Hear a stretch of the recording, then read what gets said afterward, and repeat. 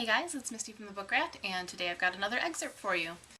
This time it comes from Memory by Christoph Marzi, which was originally published in German in, I want to say 2011, but has been translated to English and will be published in the UK by Orchard Books in August.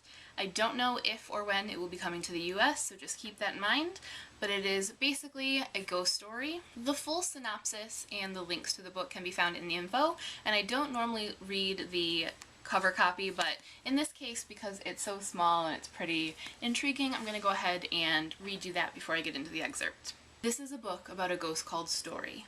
She's lost in the city alone, afraid and without her memory. Then she meets Jude, a boy who sees the dead, and he is the only one who can help her remember. That is the basic plot, and I'm going to go straight into it with the prologue of Memory.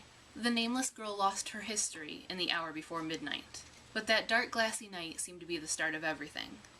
Silence lay like a mist over a landscape that appeared to consist of nothing but shadows and silhouettes. One feeble streetlight illuminated that forsaken corner, which is no place for a girl at that time of night. She was sitting on a park bench next to the high blackened iron gate, as motionless as a mannequin. Silvery moonlight, as cold and cutting as the last trace of a memory, flooded the gravestones beyond the paths. A cool wind hustled the brown leaves along the ground and into the entrances to the mausoleums. Once upon a time, the dead tended to sing at moments like this. The songs they sang were, of course, about life, shimmering golden and elusive, like a ray of sunshine that ends in a rainbow. And so it was no surprise that the boy, who seemed just as much out of place here as the girl, began to hum a tune. A hesitant introduction to Heart of Gold, perhaps. He suddenly stood still and stopped humming. Nothing but night and silence. And the girl. Hello? The boy spoke quietly as he cautiously groped his way towards the figure on the bench. He knew that you had to be careful at this hour. You never knew what might happen if you came here at night. The world of the graveyard was just as treacherous as the world beyond the walls. Quietly, he repeated it. Hello? The girl didn't move. The stone angels, none weeping, regarded her with cold stares, unmoving.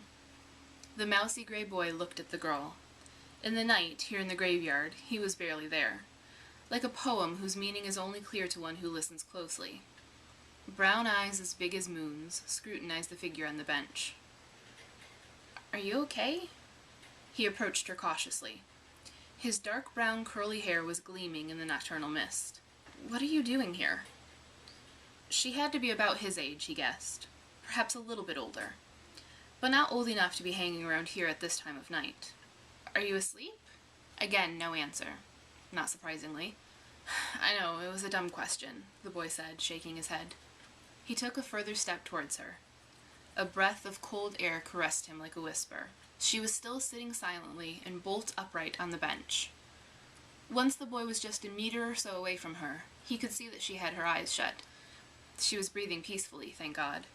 You're asleep. He shook his head. I don't believe it. His voice was as thin as the mist. The approaching winter was already in the air. In the night and the early hours of the morning, autumn was giving the world a taste of the months to come. Slowly, warily, the boy took the last few paces towards the girl and stopped in front of her. He was streaked by light from the street. It's cold out here, he said. Again there was no reply.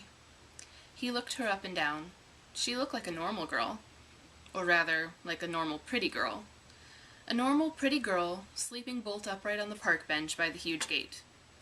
At that time of night. She was wearing a coat with a furred collar, a long striped scarf, jeans, and black boots. The boy pondered. The gate that led out into Swain's Lane had been locked for hours. The graveyard was only open to visitors until 4 p.m. That meant she couldn't possibly have come in through that gate. And she didn't live in one of the graves around there. She certainly didn't look as if she did, and in any case, he'd never seen her here before. Could she be a guest? Someone who'd been invited to the party? No, they'd have told him. Gaskell would have mentioned her, no two ways about it. So who was she? Who on earth would hang out in a graveyard late on a cold autumn night? And why? That is from Memory by Christoph Marzi, and if you want to know more on why she's hanging out in the graveyard in the middle of the night, pick it up. That is all for me for now. If you want more excerpts of some stories that you might want to check out, you can click on the playlist and find a bunch more. And until next time, that's all from me. Happy reading!